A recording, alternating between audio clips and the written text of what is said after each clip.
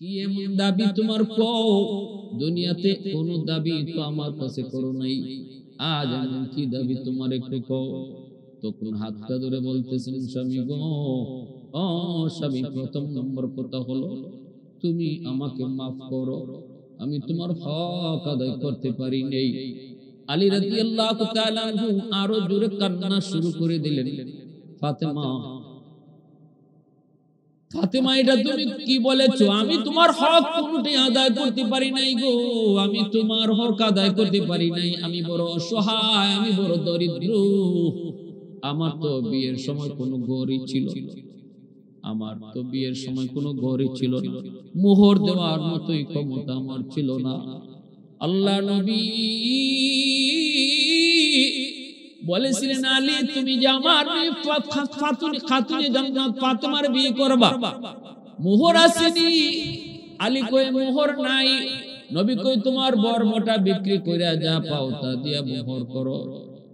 আলী রাদিয়াল্লাহু তাআলা আনহু যুদ্ধের বর্মটা নিয়ে রওনা দিয়েছেন মোহর ধার্য করার জন্য, মোহর দেওয়ার জন্য। রাস্তায় উসমান গনি রাদিয়াল্লাহু তাআলা আনহু পেয়ে গেছেন। ধনী একজন সাহাবী উসমান গনি কয়, আলী কই যাও? কয় বর্মটা বিক্রি করব। কেন? কয় মোহর দেওয়ার জন্য। উসমান গনি কয়, আমার কাছে বিক্রি করো, কত দেওয়া লাগবে? কয় আপনার যা খুশি। উসমান গনি 500 দিরহাম দিয়ে দিয়েছেন। এইবার দেখা যায় এই বর্মটা তিনি লইয়া উসমান গনি নিয়ে গেলেন, টাকা দিয়ে দিলেন। আলী রাদিয়াল্লাহু তাআলা আনহু এই টাকাটা তিনি মোহর হিসেবে দিলেন। কিন্তু বিয়ের দিন উসমান গনি যেই বর্মটা আলীর কাছ থেকে কিনছিলেন, এই বর্মটা বিয়ের দিন তিনি আবার আলীকে উপহার দিয়ে দিয়েছেন। যেই আলী বিয়ে করার সময় মোহর ছিল না, এত দরিদ্র, এত গরিব, ওই আলী বলতেছে, ফাতেমা গো, আমি তোমার কোনো হক আদায় করতে পারি নাই, তোমার কোনো শখ, তোমাকে কোনো আনন্দ, তোমাকে আমার মন মতোই তোমাকে আমি কিছু খাওয়াইতে পারি নাই, দিতে পারি নাই। ও ফাতেমা, তোমার কাছ থেকে আমি কোনো কষ্ট পাই নাই। তুমি যদি আমার কাছ থেকে কোনো কষ্ট পেয়ে থাকো গো বিবি, দয়া করে মাফ করে দিও। নবী কয়, ফাতেমা, আজ তুমি রোজা রাখবা, সেহরি করবা তোমার স্বামী আলীর সাথে, কিন্তু ইফতার করবা বাবার সাথে জান্নাতে। জান্নাতে আল্লাহর নবী কথাটা তিনি স্বপ্ন যুগে বললেন, খাতুনে জান্নাত তিনি পরিষ্কার বুঝে গেলেন।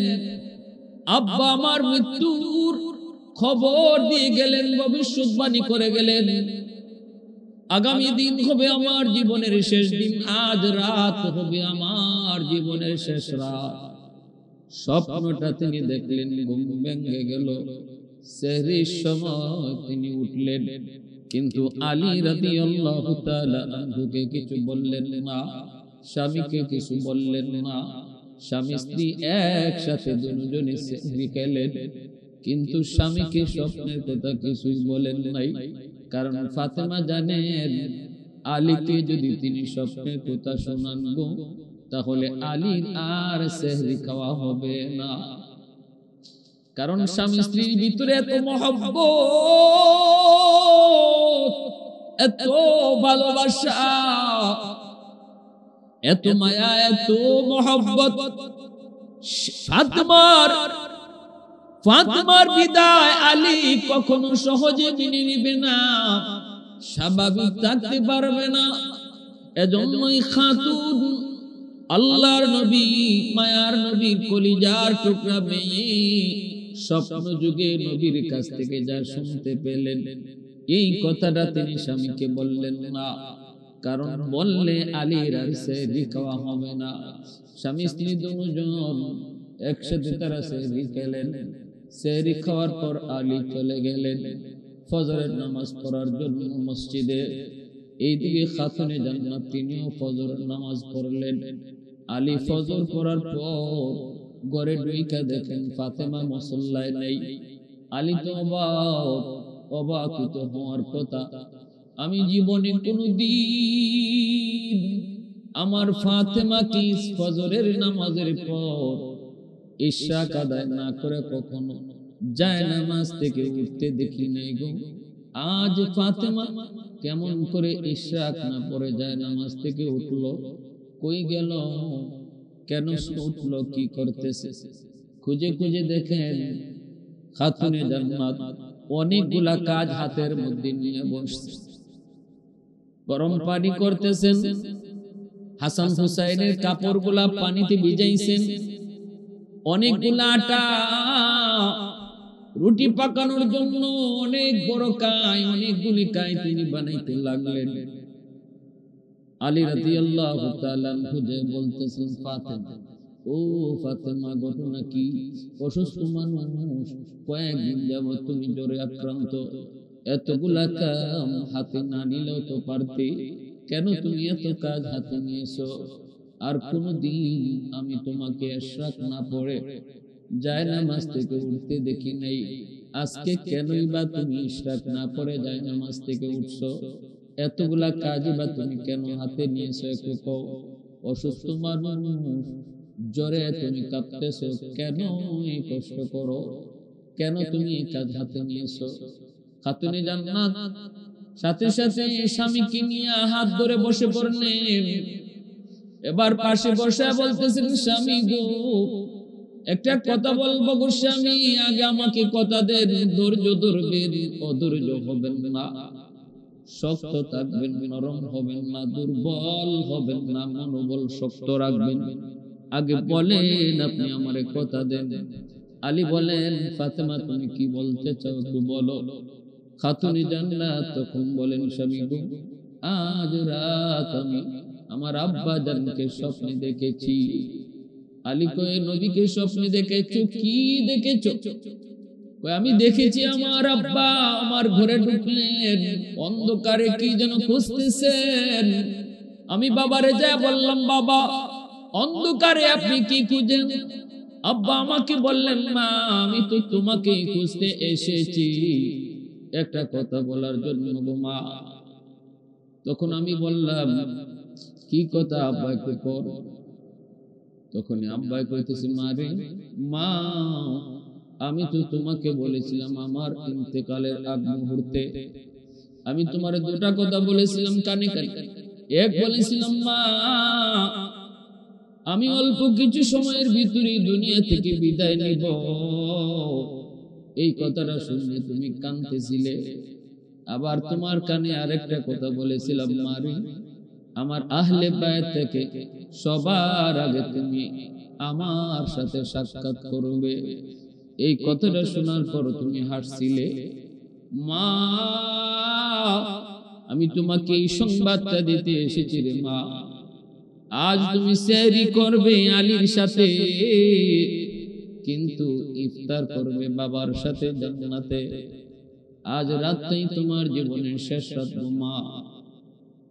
ও মা, সেহরি করবে স্বামীর সাথে, ইফতার করবে আব্বার সাথে। ওগো স্বামী, এই স্বপ্নটা আমি দেখেছি। এই কথা বলা মাত্রই আলী চিৎকার দিয়ে উঠলেন, আল্লাহু আকবার করে চিৎকার দিয়ে উঠলেন। আলী সইতে পারেন না, সইতে পারার কথাও না। আলী হাউমাউ করে কান্না শুরু করে দিলেন। আর কাঁদলেন আর বলেন, ফাতেমা আমার নবীর বিরহ ব্যথা এখন আমি সহ্য করতে পারি নাই গো, নবীর চলে যাওয়া আমি সইতে পারি না, এখনো আমার ক্ষতির দাগ শুকায় নাই। এর ভিতরে তুমি কি শুনাইছো ফাতেমা? এই স্বপ্ন কখনো মিথ্যা নয় গো, নবী তোমারে যা বলেছেন এটা সত্য স্বপ্ন। কারণ আমার নবীর আকৃতি শয়তান ধরতে পারে না, নবীর আকৃতি শয়তান ধরতে পারে না। অতএব তুমি যা দেখেছো আল্লাহ নবীকে দেখেছো, যা শুনেছো ঠিকই শুনেছো, যা বুঝেছো ঠিকই বুঝেছো, আমিও ঠিকই বুঝেছি। আজকের রাতে তোমার জীবনের শেষ রাত, এই সেহরিটাই আমার সঙ্গে তোমার জীবনের শেষ সেহরি। ওগো বিবি, ইফতারের আগে আমি তোমাকে হারাবো। ইফতারে নিয়ে নবী জান্নাতে তোমার জন্য অপেক্ষা করবে, কিন্তু আমি আলী কেমন করে সইব, আমি কেমন করে সইব, আমি কারে নিয়ে বাঁচবো, কারে নিয়ে থাকবো।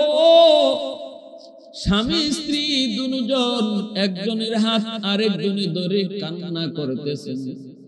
খাতুনে জান্নাত স্বামীকে সান্ত্বনা দিচ্ছে, স্বামী গো, আগে তোমাকে বলেছি তুমি শক্ত থাকতে হবে, তুমি দুর্বল হবে না, তোমার কাছ থেকে আমি কথা নিয়েছি, কেন তুমি ভেঙে পড়েছো?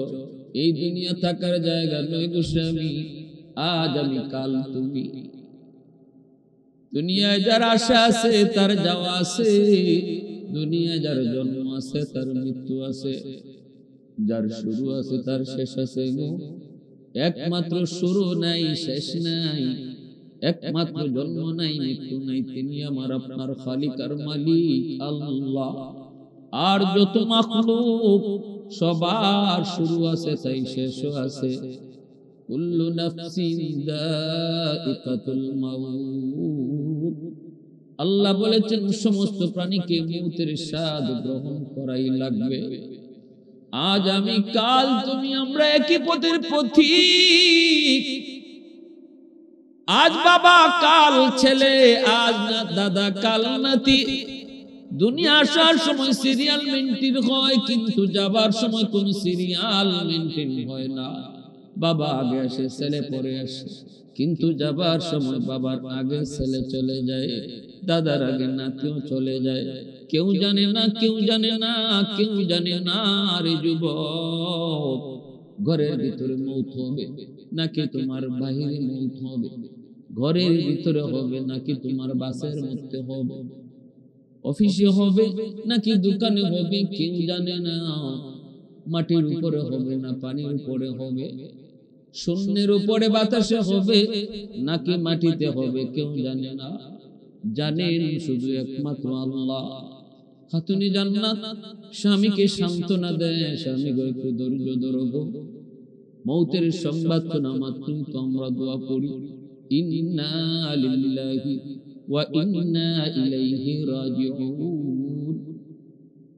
আমরা সবাই আল্লাহর জন্য, সবাই আমরা একই পথের প্রতীক। আমরা মৌতের সংবাদ শুনি না, তারে বলতেছি বাইরে তুমি যে পথের যাত্রী, আমি একই পথের যাত্রী। আজ তুমি কাল আমি, তোমার পিছনে পিছনে আমি আসতেছি। স্বামী গো, এই দুনিয়ায় কেউ টাকার জন্য আসে না, টাকার চাইলেও থাকতে পারবে না, চেষ্টা করলেও টাকার সুযোগ নাই। আল্লাহ মানে না যে তার মওত মানতে হয়। নাস্তিক যে কয় আল্লাহ নাই, দেয়ার ইজ নো গড, সে বলতে বাধ্য ম্যান ইজ মর্টাল, মানুষ মরণশীল।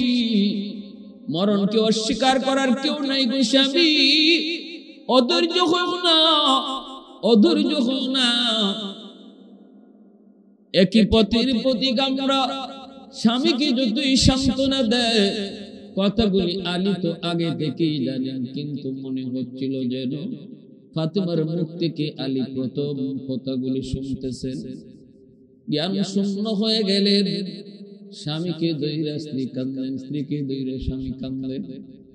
এই অবস্থায় পাশেই খেলার মাঠে ছিল হাসান হুসাইন, ছোট্ট দুই ভাই, নবীজির নাতি আলী ফাতেমার ছেলে হাসান হুসাইন। ঘরের ভিতরে বাপ মার কান্না শুনে তারা ঢুকলেন। ঢুকে দেখেন বাবাও কান্দে, মাও কান্দে। হাসান হুসাইন ডাক দিয়ে কয়, আব্বা আপনি কান্দেন কেন? মা আপনি কান্দেন কেন? মাও কোনো কথা কয় না, বাবাও কোনো কথা কয় না, বরং ছেলে দুইটাকে দেখা বাপ মার কান্না আরো বেড়ে গেছে, তাদের দরদ আরো বেড়ে গেছে। আলী তো চোখের পানি ফেলে হাসান হুসাইনকে চুমু খায়, কিন্তু কথা বলতে পারে না। মনে মনে কয়, ফাতেমা আমার একা ফেলায়া তুমি কই যাইবা? আমার হাসান হুসাইনকে নিয়ে আমি আলী কেমনে থাকবো গো? আমার হাসান হুসাইন মা কুয়া করে ডাক। এ আল্লাহর গোলাম, এক যুদ্ধের কাহিনী শুনেছি, আমি নিজে বইতে পড়েছি। স্বামী মারা যাওয়ার পর স্বামী ছিল যুদ্ধের ময়দানে স্বামী মারা যাওয়ার পর এই লাশটা যখন স্ত্রীর সামনে আনা হয়, স্ত্রী স্বামীর লাশ দেখা পাথরের মতো হয়ে গেছে, কথা বন্ধ, কথা নাই, আওয়াজ নাই, কান্নাও নাই, যেন একটা পাথর, যেন একটা মূর্তি দাঁড়ায় আছে। এমন ভাবে স্বামী মৃত্যু তারা হিট করেছে, চোখ দিয়া পানি আসে না, কথা বন্ধ। সাথে সাথে হইচই পড়ে গেল, স্বামীর সাথে স্ত্রীও এখন মারা যাবে কিনা। ডাক্তার আনা হলো, ডাক্তার পরীক্ষা করে কয় এই মহিলারে দ্রুত তার চোখ দিয়া পানি বের করাইতে হবে। যদি তার চোখ দিয়া পানি বের করানো না হয় তাহলে মহিলাটাকে বাঁচানো কষ্টকর হবে, মহিলাকে বাঁচানো সম্ভব হবে না। কেমনে মহিলার কান্না করায়, স্বামীর চেহারা দেখানো হয়, কাফনের কাপড় সরায় স্বামীর চেহারা দেখানো হয়, স্বামীর কাছে এনে বসানো হয়। দুপলক নয়নে স্বামীকে দেখতেছে কিন্তু চোখ দিয়া পানি আসে না, নির্বাক পাথর পাথর। ওই অবস্থায় একজন মহিলায় কয় রাখো, আমি একটা ব্যবস্থা করি, আমার মনে হয় আমার উদ্যোগটা কাম হবে। এই মহিলাই তার একটা দুধের বাচ্চা ছিল, ওই বাচ্চাটাকে আইনা মার খুলে দিয়ে দিয়েছে। যেই মাত্র বাচ্চাটার মুখের দিকে মা তাকাইলো, বাচ্চার মুখের দিকে তাকানো মাত্রই মা হাউমাউ করে কান্না শুরু করে দিল। সন্তানের কথা তখনই মনে পড়ে গেল, আমার সন্তান আজ থেকে তুই এতিম। আব্বা বলে কারে আর ডাকবে, কাকে আব্বা বলে ডাকবে, এই কথাটা মনে করেই মা হাউমাউ করে কান্না শুরু করলো। এজন্য যখন মা মারা যায়, বাবা মারা যায়, সন্তান সবচেয়ে বেশি অসহায় হয়ে যায়, সবচেয়ে বেশি অসহায়, সবচেয়ে বড় বিপদ সন্তানের উপরে পড়ে। এজন্য আলী হাসান হুসাইনের দিকে তাকায় চোখের পানি জড়ায় জড়ায় আরো কাঁদতেছে। আমার হাসান, আমার হুসাইন এখনো তো ছোট, মা কয়া কারে ডাকবে, কে তাদেরকে বুকে তুলে ঘুম পাড়াবে, কে তাদেরকে তুলায় তুলায় খাওয়াবে, কে তাদেরকে গলায় জড়ায় ঘুমাবে, কার কাছ থেকে সান্ত্বনা নিবে। আলীর চোখ থেকে বাদ ভাঙা পানি বের হতে লাগলো। হাসান হুসাইন কিছুই বুঝেন না, মার কাছে একবার যায়, আম্মু আপনি কাঁদেন কেন, আব্বু আপনি কাঁদেন কেন। মাও কিছু বলেন না, বাবাও কিছু বলেন না, কেউ বলতে পারে না। এই অবস্থায় মা কইতেছে, বাবা নানার কবরে চলে যাও, নানার কাছে যাও। বলতেই দুটা ভাই, মাও কিছু কয় না, বাপও কিছু কয় না, বাবা কান্দে, মাও কান্দে গো। দৌড় দিয়ে নবীর রওজা শরীফে চলে গেল। যাই রওজা শরীফে ওইটাই দুই ভাই নানার সঙ্গে কথা শুরু করে দিল। কান্দে আর কয় নানা যান, আম্মাও কান্দে, আব্বাও কান্দে, কেউ কোনো কথা কয় না, কথা কয় না। কেন কান্দে কিছুই কয় না, নানা আমরাও বুঝি না, কেন মায় কান্দে, কেন বাবা কান্দে। আল্লাহ নবী রওজা শরীফে শুয়ে শুয়ে নবী নাতিদের সঙ্গে কথা বলতেন, রওজার উপর থেকে নাতিরা জবাব দিতেন, নবী রওজার ভিতর থেকে জবাব দিতেন, কথা বলতেন। আল্লাহ নবী বলতেছে বাহিরে, এ ভাই, ও হাসান হুসাইন, তাড়াতাড়ি ঘরে যাও, তাড়াতাড়ি ঘরে যাও, আমার চেহারাটা যত পারো আজকেই দেখে নাও। ভাই তাড়াতাড়ি তোরা মায়ের কাছে যা, আজ দিনটাই তোমাদের মাকে দেখার শেষ দিন, আর মাকে তোমরা দুনিয়া পাবে না। যত পারো মার চেহারাটা তোমরা যা দেখো রে, মার চেহারাটা যা দেখো। এই জমিনে যেই সন্তান বাপ মার চেহারার দিকে মায়ার নজরে তাকায়া বাপ মারে খুশি রাখছে, রাসূল কয় মা মিন ওয়ালাদিন ইয়ানজুরু ইলা ওয়ালিদাইহি নাজরা রাহমাতিন ইল্লা কাতাবাল্লাহু লাহু বিকুল্লি নাজরাতিন হাজ্জাতাম মাবরুরা। নবীজি বলছেন কোন সন্তান যখন বাপ-মার চেহারার দিকে যত বেশি তাকায় আল্লাহ ততবার আমল নামায় কবুল হজের সওয়াব উঠে দেয়। আল্লাহ নবী কয় হাসান হুসাইন দ্রুত যাও, যে মাকে ভালো করে দেখো, যতবার মার চেহারার দিকে তাকাও আর মাকে পাবা না, আর দেখার সুযোগ পাইবা না। দৌড় দিয়ে হাসান হুসাইন আবার কাঁদতে কাঁদতে বাপ মার কাছে চলে আসলো। আইসে দেখি মা এখনো কান্দে, বাবা এখনো কান্দে। হাসান আইসেই কয় কাঁদতে কাঁদতে মা কি জোরে জোরে কান্দে। মা কয় বাবা তোরা কান্দো কেন? দুনু ভাই কয় মা আমাদের কাছে আপনি গোপন করছেন, আব্বাও গোপন করেছে, কিন্তু নানা জান আমাদেরকে সব বইলে দিছে। মা গো নানা জানি কইছে যত পারি যেন আজকে তোমারে দেখা নেই, আমরা নাকি আর তোমাকে দেখার সুযোগ পাইনি।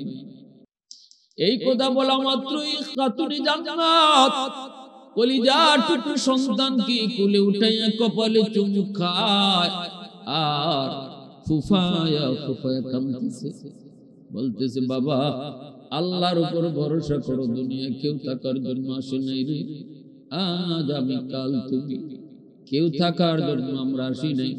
বাবা ধৈর্য ধরো, আল্লাহ তোমাদের উত্তম হেফাজতকারী, আল্লাহ তোমাদের উত্তম হেফাজতকারী। এ যুবক এমন মার কলিজায় আঘাত দিতে বুঝি তোমার কষ্ট লাগে না রে? এমন মারে চোখ দিয়া পানি জড়াইতে বুঝি তোমার কষ্ট হয় না? আজকে বউয়ের কথায় দুনিয়ার লোভ লালসার ভিতরে পইরা, দুনিয়ার রং তামাশার ভিতরে পইরা দক্ষিণী মাকে তুমি ভুলে গিয়েছো। মার সাথে খারাপ আচরণ করো। ভালো করে মনে রাখবা, যত আপন যারে তুমি দুনিয়াতে পাও না কেন, মার মতো আপন এই দুনিয়াতে আর কেউ নাই, আর কেউ নাই। যত মানুষই তোমাকে ভালোবাসবে পিছনে স্বার্থ রয়েছে, স্বার্থ ছাড়া ভালোবাসা শুধু বাপ মার ভালোবাসা।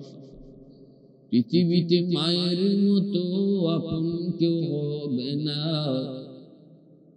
পৃথিবীতে মায়ের মতো আপন কেউ হবে না। তোমরা কোনদিনও মায়েরই মনেতে কষ্ট দিও না, তোমরা কোনদিনও মায়েরই মনেতে কষ্ট দিও না। কত পাপী এমন আছে মাকে কষ্ট দেয়, মায়ের মনে কষ্ট দিয়ে অভিশাপ নেয়। কত পাপী এমন আছে মাকে কষ্ট দেয়, মায়ের মনে কষ্ট দিয়ে অভিশাপ নেয়। মায়ের মনে কষ্ট দিলে খোদা যে সহে না, মায়ের মনে কষ্ট দিলে খোদা যে সহে না। তোমরা কোনদিনও মায়েরই মনেতে কষ্ট দিও না, তোমরা কোনদিনও মায়েরই মনেতে কষ্ট দিও না। পৃথিবীতে মায়ের মতো আপন কেউ হবে না, পৃথিবীতে মায়ের মতো আপন কেউ হবে না। তোমরা কোনদিনও মায়েরই মনেতে কষ্ট দিও না। হাসান কান্দে, হুসাইন কান্দে, আলী কান্দে, ফাতেমা কান্দে, কান্নার রুল। স্বামী স্ত্রী কান্দে, সন্তান কান্দে। এই অবস্থায় খাতুনে জান্নাতের জ্বর বাড়তে শুরু হলো, শরীর কাঁপা শুরু হয়ে গেল। কাঁপতেছে কাঁপতেছে বিছানায় শুয়ে পড়লেন। আলী বিছানায় শোয়া দিলেন। হাসান হুসাইন মার পাশে বসে আছে, চোখ থেকে দর দর করে পানি পড়ে। হাসান কান্দে আর কয়, হুসাইন কান্দে আর কয়, মা গো, ও মা, নানা যতদিন দুনিয়ায় ছিলেন যখনই আমরা কষ্ট পেতাম নানার কাছে গিয়ে সান্ত্বনা নিতাম। নানার কাছে গেলে পরে পেটের ক্ষুধার কথা মনে থাকতো না গো। সেই নানা যান চলে যাওয়ার পর যার কাছ থেকে সান্ত্বনা নিতাম, আনন্দ পেতাম, গল্প বলতাম, তুমি ছিলে আমাদের মা। মা, আমরা দুই বাইরে কার হাতে রেখে যাইতেছি? ফাতেমা আলীর হাত ধরে রাখলেন, স্বামী গো, ও স্বামী কথা দাও, আমার দুনিয়া থেকে বিদায়ের পর আমার হাসান হুসাইনকে তুমি সব সময় আলগে রাখবা। আমি মা যে দুনিয়াতে নাই, এই অভাবটুকু তাদেরকে বুঝতে দেবা না। মার আদর বাবার আদর যেন দুটোটাই তোমার কাছ থেকে পায় গো স্বামী। আর স্বামী গো, আরেকটা কথা তোমারে বলি, আমার ইন্তেকালের পর তোমার চলতে কষ্ট হবে। আমি বলে গেলাম, ওসিয়ত করে গেলাম, আমার ইন্তেকালের পর আপনি বিবাহ করে নিয়ে, জানি আমার জায়গায় আপনি কাউরে বসাইতে চাইবেন না, কিন্তু স্বামী গো, আমার হাসান হুসাইনের দিকে তাকায়া আপনি আরেকটা বিবাহ করে নিয়েন গো স্বামী। আমি এই কথা না বলে গেলে আমার মন বলে আপনি কাউকে আর বিয়ে করবেন না, আর আপনি কাউকে আমার জায়গায় আনবেন না, কিন্তু আমি আপনাকে ওসিয়ত করে গেলাম আমার ইন্তেকালের পর আপনি একটা বিবাহ করবেন। এই বলতেছেন স্বামীরা দুইরা, আর হাসান হুসাইনকে কপালে চুমু খান। হাসান মার কপালে চুমু খায়, হুসাইন মার কপালে চুমু খায়, আলী স্ত্রীর কপালে চুমু খায়। এ দুনিয়ার যুবক একটু খেয়াল করে শুনো, অর্ধ শুনো, জান্নাতের সকল মহিলাদের সরদারিনী আজ দুনিয়া থেকে বিদায় হয়ে যাচ্ছে। জান্নাতের সকল যুবকদের সরদার হাসান হুসাইন মার পাতা মাথার পাশে দুনিয়াতে জান্নাতের সার্টিফিকেট পাওয়া সাহাবী আলী, তিনি স্ত্রীর পাশে এই অবস্থায় নবীজির কলিজার টুকরা মেয়ে খাতুনে জান্নাত যার ব্যাপারে নবীজি বলেছেন, ফাতিমা তু বিদাতুন মিন্নি, ফাতিমা আমার কলিজার টুকরা, ফাতিমা আমার কলিজার টুকরা, আজ দুনিয়া থেকে বিদায় নিতেছেন। নবীজি স্বপ্ন যুগে আগের রাতে ইশারা দিয়ে দিয়েছেন, সেহরি খাবেন দুনিয়ায়, কিন্তু ইফতার করবেন গিয়ে জান্নাতে। ভাইরা বন্ধুরা, খাতুনে জান্নাত স্বামীকে হাত ধরে কই, স্বামী ও স্বামী, আমার অনুরোধ আপনি আমার কথাগুলো রাখবেন, কিছু দাবি করব গো স্বামী, আপনি আমার দাবিটুকু রাখবেন। কি দাবি গো ফাতেমা? দুনিয়াতে জীবিত থাকতে কোনোদিন কোনো কিছু দাবি করো নাই, আজ এমন কি দাবি তুমি করবা? ঠিক আছে, তোমার যা মন চায় তুমি দাবি করো, জান যাবে তবু তোমার দাবি পূরণ করার চেষ্টা করব। দুনিয়াতে তো কোনোদিন আমাকে কোনো কষ্ট দেও নাই, আমার কাছে কোনো আবদারও তুমি এমন করো নাই যে আবদারটা আমি পারবো না, এমন কোন আবদারে তুমি আমার কাছে করো নাই, নিজের থেকে কোনোদিন কিছু চাও নাই। ঘরের কাম করে করে আমার অভাবের সংসার, এই অভাবের সংসারে সবগুলি কাজ একা ডিল করার কারণে তোমার হাতের চামড়া গুলো উঠে গিয়েছিল। আলী একদিন বলতেছে, ফাতেমা এইভাবে ঘরের কাম করো, এমনকি গম পিষা থেকে নিয়া, আটা বানানো থেকে নিয়া, ঘরের সব কাজ কাপড় চোপড় থেকে নিয়া, একা দুজাহানের বাদশার মেয়ে, জান্নাতের মহিলাদের সরদারি তিনি একা কামগুলি করতেন। আলী একদিন মায়া করে বলতেছেন, ফাতেমা যাও না নবীর কাছে যায়, একটা খাদেম খুদ্দাম পাওয়া যায়, অনেক যুদ্ধের ময়দান থেকে অনেক গোলাম নবীর কাছে আসে, দেখো যায় কোন একজন খাদেম নবী তোমারে দেয় কিনা, তোমার বড় কষ্ট হয়। এই কথা শুনি খাতুনে জান্নাত তিনি নবীর বাড়িতে যাইতেছেন। আলী রাদিয়াল্লাহু তাআলা আনহু তিনিও পিছনে পিছনে রওনা দিয়েছেন, তখন ছিল রাত। আলী পিছনে পিছনে যায়, ফাতেমা টের পান নাই, নবীজির বাড়ির পাশে যায় খাতুনে জান্নাত বাবার ঘরে ঢুকলেন। ডইকায় তিনি দরজাটা লাগায় ফেললেন। বাহিরে আলী দাঁড়ায় দাঁড়ায় কথাগুলা মন দিয়ে শুনতেছে। খাতুনে জান্নাত ভিতরে ডইকেই বলতেছে আব্বা জান, সালাম দিয়ে বলতেছে আব্বা জান। নবী কয় ফাতেমা হঠাৎ করে আমার ঘরে কারণ কি? আল্লাহর নবীর কাছে যাইয়াই দু জাহানের বাদশার কলিজার টুকরা মেয়ে ডাক দিয়া বলতেছেন আব্বা জান একটু বাতিটা কাছে আনেন। কাছেটা আনার পর তিনি হাতটা এভাবে নবীর সামনে দেখাইছেন। নবীজি দেখেন গো হাতের তালু আছে কিন্তু চামড়া নাই, যেন একটা লাল গোশতের টুকরা হাতের মধ্যে কুসা পড়ে আছে। আল্লাহ নবী দৃশ্যটা দেখা মাত্রই নবীজির দুধ নয়ন দিয়ে অশ্রু ঝরতে লাগলো। নবীজি কাঁদেন আর বলেন মালিক, ও মালিক তুমি একটু দেখো আমার কলিজার টুকরার অবস্থাটা কি। আল্লাহ কত কোটিপতির ছেলে, শিল্পপতির ছেলে, সম্পদের মালিক আমার ফাতেমাকে বিয়ে করার জন্য প্রস্তাব দিয়েছিল, আমি কারো কাছে বিয়ে দেই নাই। আল্লাহ আমার মেয়ে তো সুন্দর কন্যা। আল্লাহ নবী কই জানুনি আমার ফাতেমা কত সুন্দর। নবী খাতুনে জান্নাতের সৌন্দর্যের প্রশংসা করে নবী বলেন আমার ফাতেমা সৌন্দর্য দেখা জান্নাতের হুররা পর্যন্ত ঈর্ষা করবে। এতটা সুন্দর ছিলেন খাতুনে জান্নাত। রাসূল এবার ডাক দেয়া কয় আল্লাহ আমার ফাতেমারে চাইলে তো শিল্পপতির কাছে বিয়ে দিতে পারতাম, কোটিপতির কাছে বিয়ে দিতে পারতাম, আল্লাহ সম্পদের মালিকের কাছে বিয়ে দিতে পারতাম, কিন্তু আলীর ঘটকালি তো তুমি করছো, তুমি করছো, এজন্য তো আমি আলীর কাছে বিয়ে দিলাম। আল্লাহ আল্লাহ এখন দেখো আমার ফাতেমার অবস্থা কি।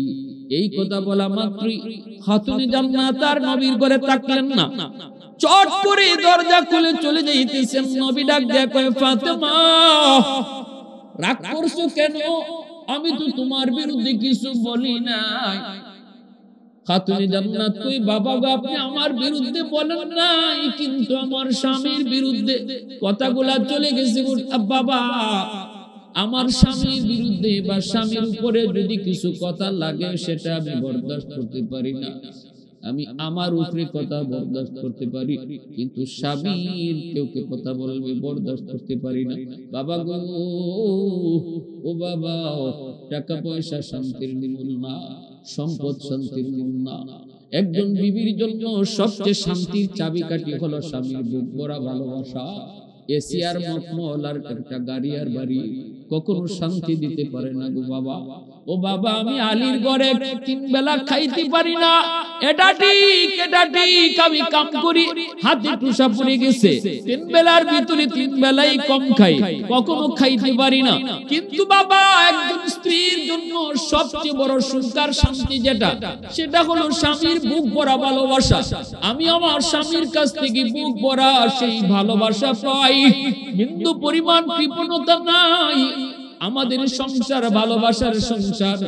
আল্লাহর নবীর কাছে যখন কথাটা বললেন, নবীজি টান দিয়ে মেয়েকে বুকে জড়ায়া শুকরিয়া আদায় করেন আর বলেন মা আয় আমার বুকে আয়, আমি তো এটাই চাই গো মা, আয় আমার বুকে আয়। আল্লাহর নবী রহমতের নবী রুকাইয়া নবীর একজন মেয়ে উসমান গনি রাদিয়াল্লাহু তাআলা আনহুর কাছে পরবর্তীতে বিয়ে দিয়েছেন। প্রথম বিয়ে হয়েছিল আবু লাহাবের ছেলের সাথে, পরে বিয়ে হয়েছে উসমান গনির সাথে। একদিন হযরত রুকাইয়া রাদিয়াল্লাহু তাআলা আনহা উসমান গনি রাদিয়াল্লাহু তাআলা আনহুর উপর অভিমান করে আল্লাহর নবীর কাছে চলে এসেছিলেন। আয়েশা উসমান গনির বিরুদ্ধে কে যেন বলতে চেয়েছেন। নবী কয় রুকাইয়া পৃথিবীর কোন স্ত্রী স্বামীর বিরুদ্ধে অভিযোগ করুক, আমি নবী সেটা বরদাস্ত করি না রে মা। মা একটু শুন, আমি নবী স্বামীর বিরুদ্ধে স্ত্রীর অভিযোগ কখনো সেটা বরদাস্ত করি না। মা আয় আয় স্বামীর কাছে আয়। আল্লাহ যদি আল্লাহর পরে কাউকে সেজদা করার অনুমতি দিত, তাহলে আল্লাহ পাক দুনিয়ার প্রতিটা স্ত্রীকে বলতো সে যেন তার স্বামীকে সেজদা দেয়। দুনিয়ার কোন স্বামী খুশি স্ত্রী এই অবস্থায় যদি মারা যায়, আমি রাসূল বললাম এই বিবি মারা যাইতে দেরি আল্লাহর জান্নাত পাইতে দেরি হয় না।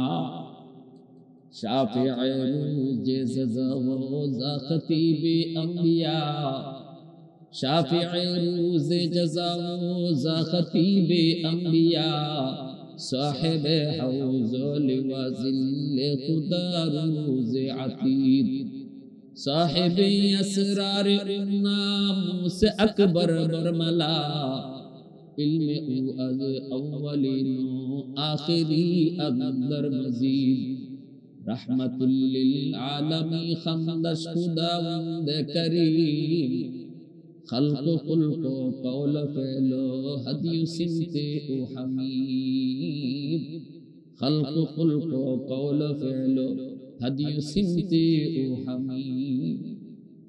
আল্লাহ নবী রহমতের নবী মায়ার নবী খাতুনে জান্নাতের কপালে চুমু খাইলেন। আল্লাহ নবীর কলিজার টুকরা নিয়ে আসতেছেন, নবী কোনো খাদিম দিতে পারেন নাই।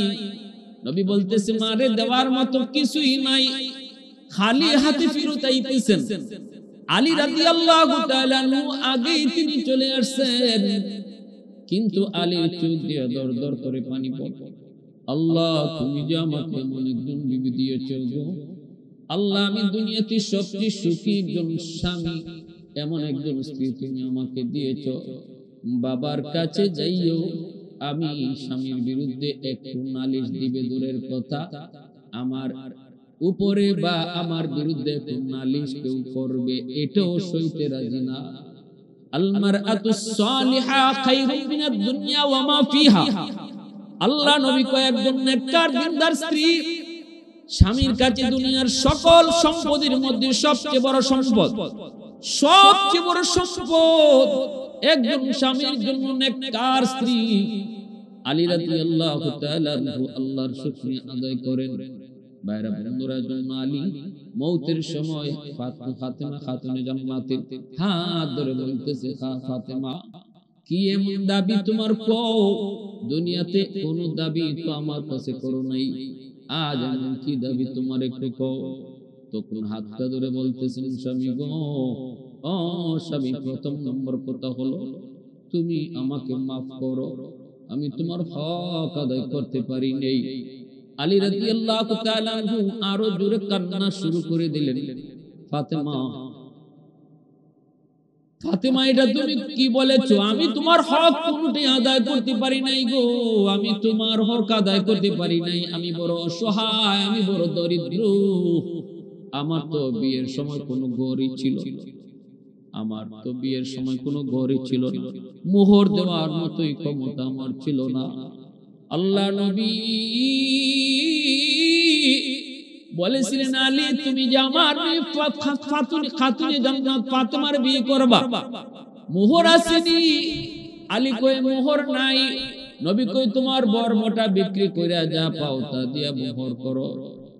আলী রাদিয়াল্লাহু তাআলা আনহু যুদ্ধের বর্মটা নিয়ে রওনা দিয়েছেন মোহর ধার্য করার জন্য, মোহর দেওয়ার জন্য।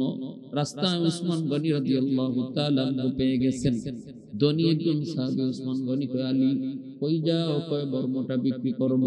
কেন? কয় মোহর দেওয়ার জন্য। উসমান গনি কয় আমার কাছে বিক্রি করো, কত দেওয়া লাগবে? কয় আপনার যা খুশি। উসমান গনি 500 দিরহাম দিয়ে দিয়েছেন। এইবার দেখা যায় এই বর্মটা তিনি লইয়া উসমান গনি নিয়ে গেলেন, টাকা দিয়ে দিলেন। আলী রাদিয়াল্লাহু তাআলা আনহু এই টাকাটা তিনি মোহর হিসেবে দিলেন। কিন্তু বিয়ের দিন উসমান গনি যেই বর্মটা আলীর কাছ থেকে কিনছিলেন, এই বর্মটা বিয়ের দিন তিনি আবার আলীকে উপহার দিয়ে দিয়েছেন। যেই আলী বিয়ে করার সময় মোহর ছিল না, এত দরিদ্র, এত গরিব, ওই আলী বলতেছে, ফাতেমা গো, আমি তোমার কোনো হক আদায় করতে পারি নাই, তোমার কোনো শখ, তোমাকে কোনো আনন্দ, তোমাকে আমার মন মতোই তোমাকে আমি কিছু খাওয়াইতে পারি নাই, দিতে পারি নাই।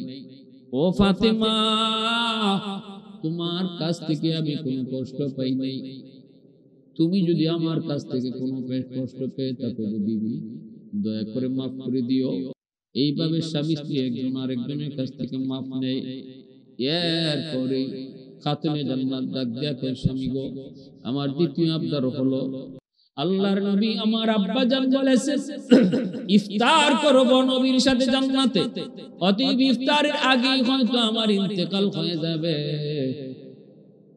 স্বামী গো, অনুরোধ করি এই রাতের বেলায় আপনি আমাকে দাফন করে দিয়েন, আর কারোকে এলান করবেন না, জানাজার জন্য মানুষ ডাকবেন না, রাতের বেলায় আমাকে দাফন করবেন।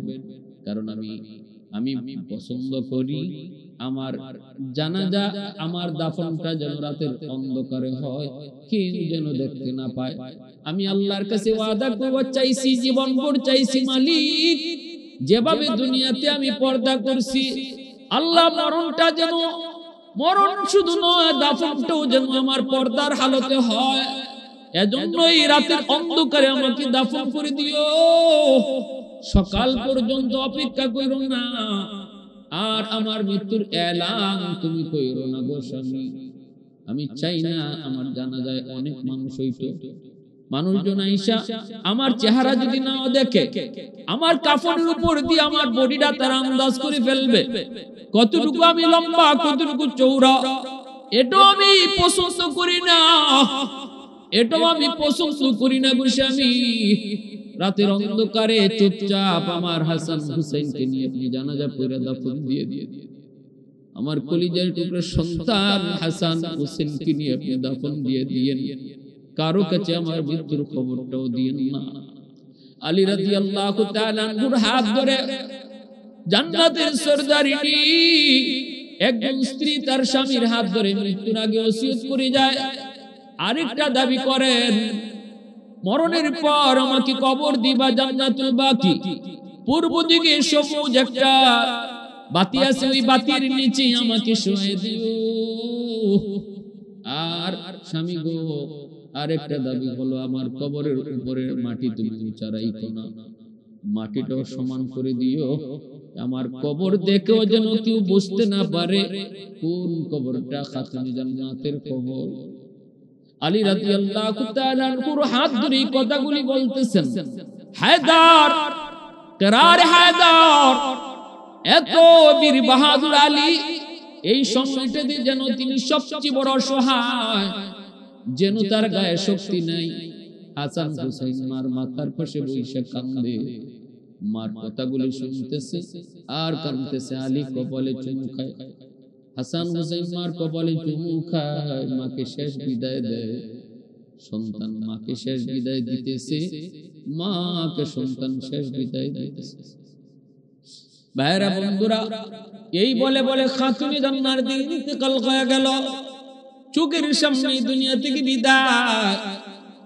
আর ওই অবস্থায় আলী রাদিয়াল্লাহু তাআলা আনহু তিনি যখন এইভাবে কবর খুঁড়তে যাবেন, কিন্তু কবর খোদার জন্য তো লোকের প্রয়োজন, একা কেমনে খুঁজবেন? হঠাৎ করে দেখেন আবু যর গিফারি তিনি আসতেছেন। আল্লাহ নবী কে আবু যর কই যাও, কেমনে কই যাইবা? কয় আলী তোমার কাছেই তো আইছি। কেন? কয় কবর খোদার সাহায্য করার জন্য। আলী কয় আবু যর কে তোমারে কবর দিল? আমার ফাতেমার মৃত্যুর খবর তো আমি কাউকে দেই নাই। আবু যর গিফারি কয় আমি স্বপ্ন যুগে দেখতে পেয়েছি, কে যেন আমারে ডাক দিয়া কয়, এ আবু যর ঘুম থেকে উঠ, আলী একা খবর খনন করতে পারবে না, নবীর কলিজার টুকরা মেয়ে ফাতেমার ইন্তেকাল হয়ে গেছে। এরে আবু যর যা, দ্রুত যা। এরে আলী আমি আসি নাই, আমাকে পাঠানো হয়েছে, আমি নিজে নিজে আসি নাই, আমাকে পাঠানো হয়েছে।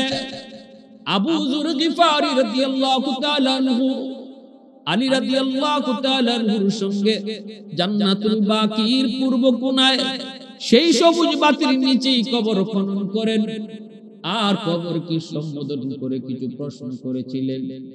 এর কবর তুমি জানোনি আজ তোর মাঝে কারে রাখা হবে?